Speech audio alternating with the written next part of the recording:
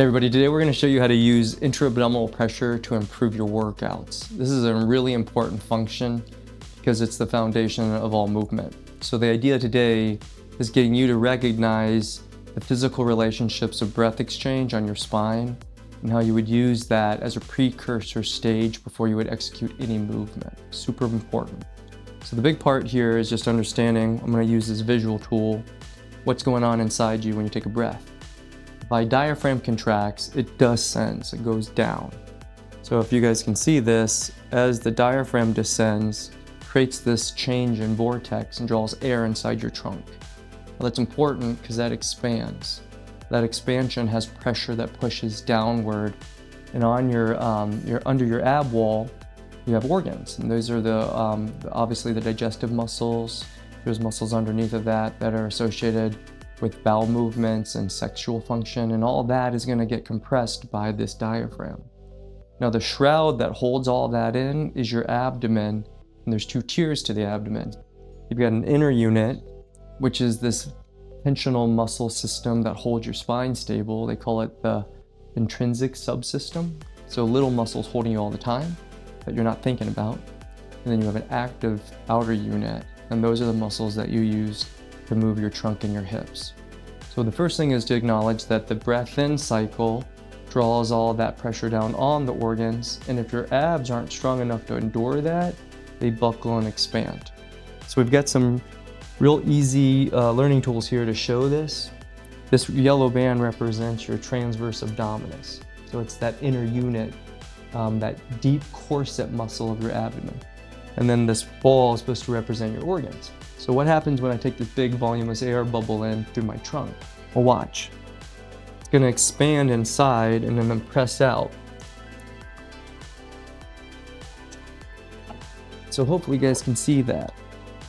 So as that pressure expands with that bladder expansion, and that's that diaphragm pushing down, pushes down on those organs and it stretches the abdomen. And then you can see how that puts your back into extension. And when that goes on uncontrolled, you're going to see that as a shift in center of gravity, and your body's now going to start resting on your vertebral bodies back here, and then on the hip flexion tension, and on the superficial flexion line on the front of your hips. And not only on the hip level, but up on the neck and the shoulder. So you're going to see the neck and shoulders couple in an attempt to try to protect that loss of flexion from that organ displacement. They call that visceral displacement. Now that creates a need for the body to draw the limbs into compressive forces, and that leads to these really common movement impairments called upper and lower cross imbalance. So as a framework or a general understanding, if we lose control of that midline organization of breath and we defer to the limb contribution to that stability, it can make the limb work harder than it needs to, and that can reflect in your training patterns when you load on those systems. And that's where we can start to see overuse and then injury.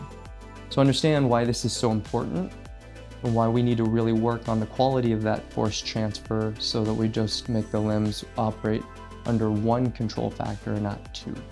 So that's the logic today and what we want to make sure you guys all walk away with this knowledge bit in your head. So now how can we improve it? Well, ultimately, it's about regulating the air pressure exchange. So it means, can I maintain a stacked rib over pelvic organization and emphasize the expiratory force, which draws the ribs closer to the pelvis and creates this express compressive dynamic on your spine. And then from there, can we hold the breath control with the diaphragm pushing down and hold the abdominal stretch resistance in a controlled fashion where our body doesn't go into gripping or into clenching patterns where you start to see overuse from the shoulder girdle or the hip musculature. So there's lots of cool drills you can do. And in fact, we give you access to these resources online. If you guys ever have interest in learning about the information, just hit us up because we have all sorts of things we can share with you to help you learn how to organize it. So remember, one more time, basics are what? Diaphragm pushes down on organs. Organs push into the ab wall. The ab wall is not strong enough to endure that.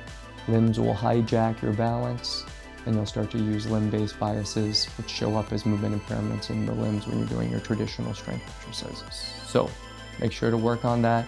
And if you have questions on how to organize it, we'd love to be your guide. So reach out at admin@fluidhealthfitness.com, and we'll see you guys next time.